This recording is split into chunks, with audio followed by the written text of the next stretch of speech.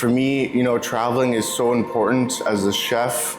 It's a good way for me to use my research and to kind of get some better understanding of certain cultures and to learn some of the food, some of the language, and so that I can bring back those ideas to Studio East and kind of create my own little version of a special dish that has a story behind it.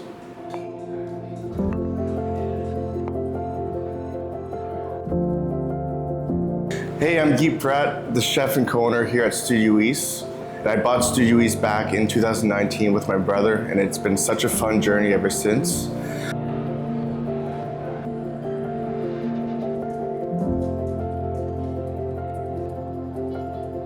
I usually check to see what needs to be picked up. I love to go out, to the stores and kind of connecting with some of our suppliers, and also checking out some new ingredients. I love, going to Asian stores and kind of seeing, all the different kind of ingredients they have. So I usually start my day off, if I have to pick up stuff, I'll go pick that up. If not, I'll just come to the restaurants. I'll meet my team and then, get my day started.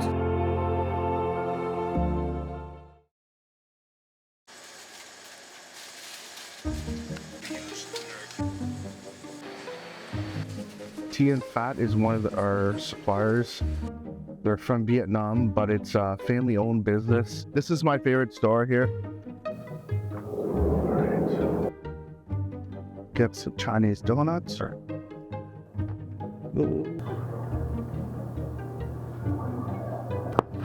right, I want to show you guys this. This is one of my favorite ingredients here in Tien Phat. Oh my God, that is so fresh. This is Thai basil. We used it in one of our cocktails, and then we used it in some of our cooking as well. But this one is very popular for our Thai basil spat, but we get it from Tien Phat here. Oh my gosh, look at that, beautiful. Oh, and I also have to show you guys this. I love grabbing my bean sprouts from here. These are actually made locally. These are local bean sprouts. Best in the world, I promise. I'll see you probably tomorrow. Yeah, thank you, you too. Hey, so this next spot is the Indian Groceries. It's on Roby Street. This is one of my favorite Indian stores. We get some of our supplies from here. I also like to get a little Scooby snack, a samosa. They got some really good ones. In Kitchen King, we use this in our Punjabi butter chicken. Adds some great flavor. I'll grab two. I love coming here for my spices, especially cumin. Cumin is one of my favorites. Spices to use. It's got a lot of great flavor. You guys want a samosa? Yeah? Okay, I'll grab a couple. JJ Mart is a Korean specialty store here on Goddardton Street in Halifax, Nova Scotia. I want you guys to come check it out. Go.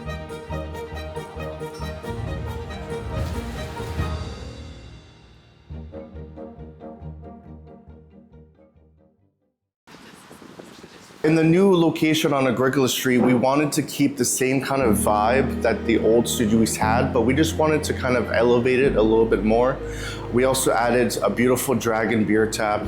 My brother and I, we were inspired when we were in Chicago, and we got it made by a local artist here in Halifax.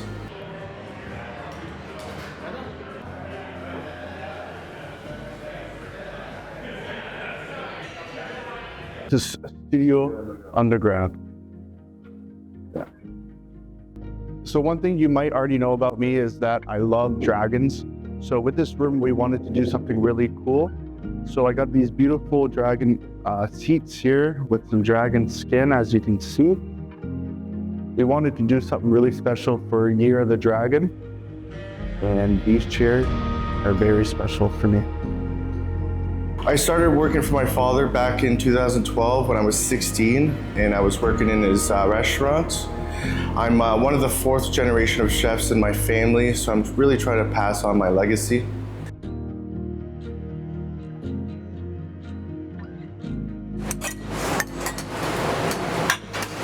This is our General Tao chicken burger, served on a ube bun. I made those ube buns yesterday, actually.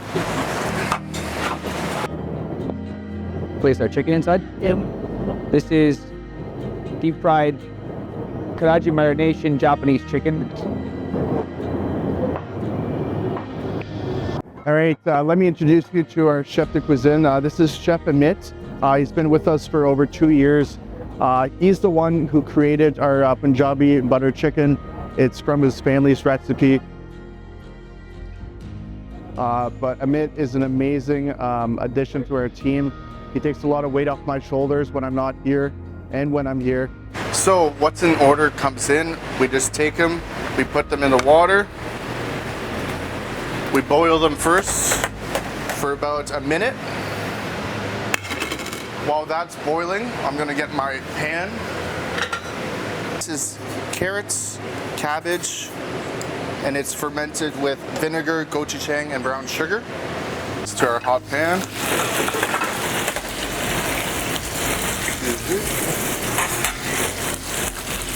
Just gonna fix these dumplings. We just wanna get some nice color on one side of these dumplings. All right, these are just about ready. That's what you want, a golden color like that. Turn the heat off. Look at that, beautiful. This will give it some nice texture as well. Next up, we'll start plating. So this dish right here is super popular.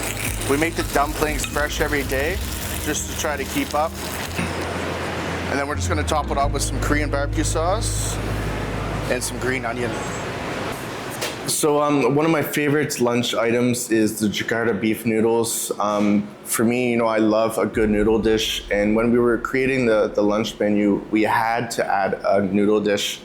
The Jakarta has a special place in my heart. You know, it's got a lot of bold flavor. It also comes with an amazing spring roll and some salted plum sauce. That one's really special for me. You can smell that. That's just flavor right there. So I'm adding some bok choy, some red pepper, some red onion in there as well. I also like to add a little bit of cumin in there. Cumin is one of my favorite spices, like I said before. And then I like to add a little bit of curry powder as well.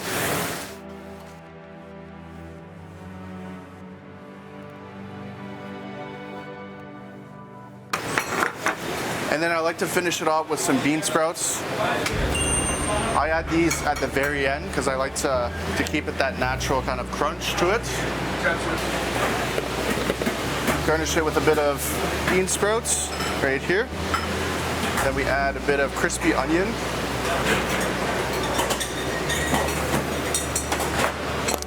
We also add a bit of peanuts. This one is micro cilantro.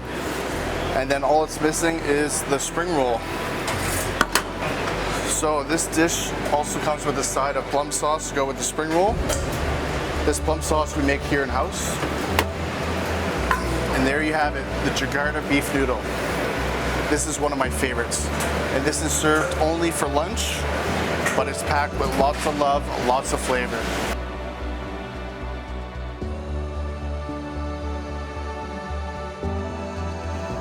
So back in 2019, my brother and my father, we traveled to Vietnam. We took 3 weeks traveling from the north all the way to the south. And we also took the train throughout the coastal. And we fell in love with the country. One of the things that we fell in love with was their coffee. I don't know if you've ever tried Vietnamese coffee, but it's one of my favorites. It's kind of got some chocolate hazelnut notes. And they usually drink it with condensed milk. And we created a special dish here at Studio East. It's our Vietnamese coffee creme brulee, and it's got a lot of French influence since my brother and I were French.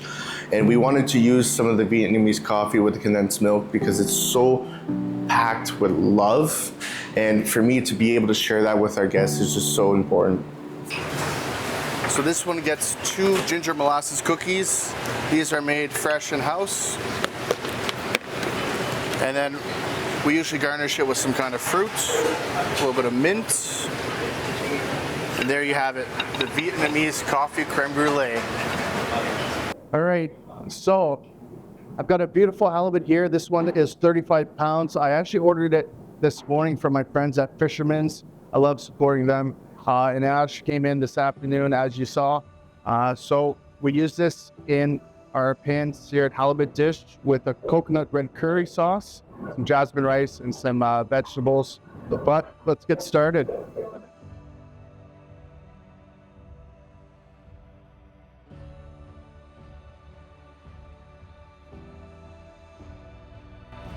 As much as I trust my team, it's just this fish cost me $600, so I want to make sure it's done properly.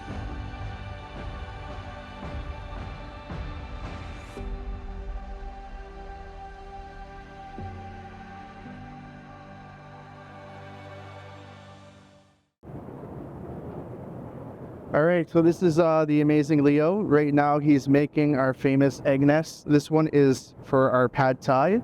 My brother and I, we were inspired when we were in Thailand. We had this amazing pad thai that was wrapped in an egg nest. And when we were over there, we wanted to kind of recreate our own version. So this is what we did here. And we finally perfected our egg nest. This is about to happen. As I said, delicate. Gotta be gentle. There we go, and that's what we do. All right, so this is Tony. He's just slicing some of our braised pork belly that's going to be used in our ramen, on our burger, and in our baos. Also in our rice bowl. We cook our pork belly for 5 hours. We braise it, and then we finish it on the grill to order. Add some beautiful flavor from that.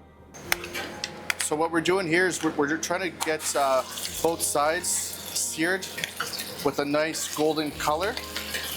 So when we make these dumplings, we usually make it like a puff pastry. So it's basically like a potato gnocchi. And what we do is with the dough, we roll it out and then we fold it, and then we roll it out and we fold it and we roll it out. So we do that about like 20 times. And what it's doing is creating like a puff pastry, where when you cook it, it's gonna puff up. Oh, right about here. That's what you want. That beautiful golden color. Oh yeah, that's what I'm talking about. Whoop, whoop. So it also goes with this amazing toasted cream sauce.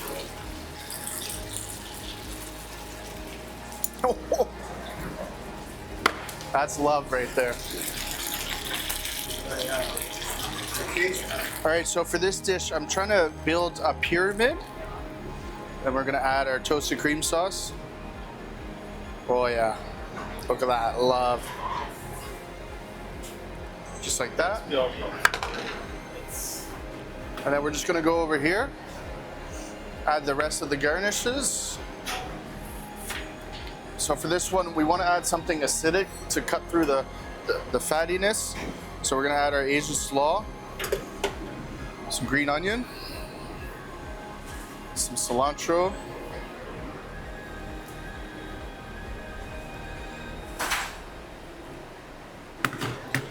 we're also gonna add a bit of taro. This will add a nice crunch to it. And just a little sprinkle of Korean chili. And there you have it, our potato dumpling. Let me introduce you to my brother. This is one of my best friends, my business partner. Andre manages the front of house. I think the thing I like most about Guy working with my brother is how much he cares, you know, how much he wants to continuously excel and the flavors that he's able to bring to the table. One thing that I don't like can't be shared on camera. I'm just kidding. I think there's always adversity, and sometimes it may not be discussed, but at the end of the day, we always make up, you know, we're brothers, we're business partners, but we're also best friends, and I think that's what sets us apart.